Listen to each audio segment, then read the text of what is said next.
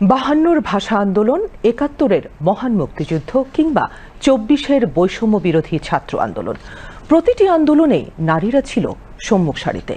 শিক্ষার্থীদের পাশাপাশি আন্দোলনের প্রতিটি পর্যায়ে অগ্রণী ভূমিকায় ছিল সর্বস্তরের হাজারো নারী। নতুনভাবে দেশকে ফিরে পাওয়ায় নারীদের প্রত্যাশা এমন একটি সমাজের যেখানে সে তার প্রতিভা, সক্ষমতা বিকশিত করতে পারবে, থাকবে না কোনো বৈষম্য, নিরাপদ হবে তার পথ চলা। আন্তর্জাতিক নারী দিবসে দিনার সুলতানার বিশেষ প্রতিবেদন। ওয়ার্ল্ড ইকোনমিক ফোরামের সূচক বলছে, বাংলাদেশকে স্বল্প আয়ের দেশ থেকে মধ্যম আয়ের দেশে উন্নীত করার পেছনে নারীর ভূমিকাই অগ্রগণ্য। শুধু কি অর্থনৈতিক কর্মকাণ্ড? না, সমাজ সংস্কারমূলক কাজেও নারীরা রাখছেন সক্রিয় ভূমিকা।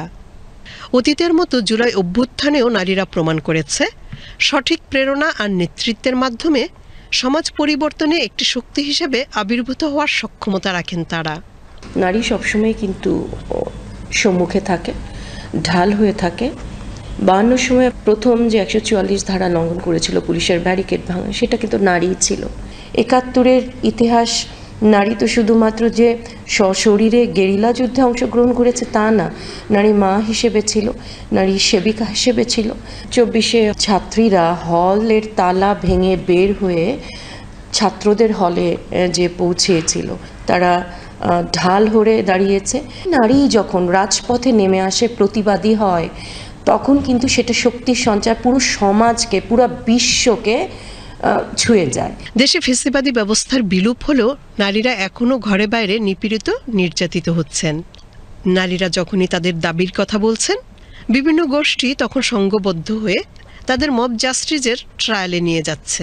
নারীকে নির্যাতন করা স্বাভাবিক, এই জিনিসটি আসলে আমাদের মনের মধ্যে রয়েছে, এই সমাজের মনের মধ্যে রয়েছে, সেটা অস্বীকার করার কোনো কারণ নেই। আমরা মুখে যাই বলি না কেন, তাকে ছোট রেখে নিজে বড় হতে চান। কাজে এই যে একটা আধিপত্য, পুরুষতান্ত্রিক আধিপত্য, এই চিন্তার প্রসার সমাজে যেটা রয়েছে, সেই অনুযায়ী যেভাবে কাজ করতে হবে, সেই চেঞ্জটা কিন্তু নানা জায়গায় দীর্ঘদিন ধরেই হওয়া দরকার ছিল। নিরাপত্তা নিশ্চিত করা এবং সব ধরনের সহিংসতা ও ধর্ষণের বিচারের মাধ্যমে অন্তর্বর্তীকালীন সরকারকে আরও নারী বান্ধব হওয়ার তাগিদ দিচ্ছেন অগ্রসরমান নারীরা। বর্তমান সরকার এই যে ইন্টারনেট মাধ্যমে নারীর প্রতি অপমানে, নারীর প্রতি অবমাননায়, নারীর প্রতি শ্রদ্ধাবোধে যখনই সমাজ কোনো আঙুল তুলেছে, সেখানে আরও বেশি অগ্রসর ভূমিকা যদি পালন করতেন, তাহলে হয়তো আর একটু ভালো লাগতো। একটা স্থায়ী কমিশন থাকুক, যে কমিশন সারা বছর ধরে আসলে এই ব্যবস্থা, এক্ষেত্রে কি কি করতে হবে সেটার যাতে পরামর্শ দিতে পারেন এবং তার ব্যবস্থা গ্রহণ করতে পারেন, সেটা আসলে এই সরকারের পক্ষে করা সম্ভব। কিছু করতে হলে এখনই করতে হবে। নারীর প্রতি সহিংসতা বন্ধে সবাইকে সম্পৃক্ত করে জাতীয় পর্যায়ে ক্যাম্পিং শুরু করা হবে বলে জানান মহিলা ও শিশু বিষয়ক উপদেষ্টা।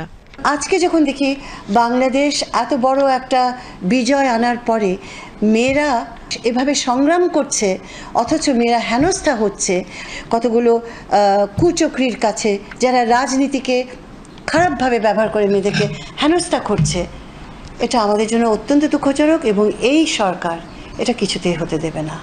সারা দেশব্যাপী আমরা ক্যাম্পেইন লঞ্চ করতে যাচ্ছি এবং এই ক্যাম্পেইনে আমাদের তরুণ সমাজ থাকবে, আমাদের মেয়েরা থাকবে, আমাদের রাষ্ট্র সরকার থাকবে, আমাদের নাগরিকরা থাকবে।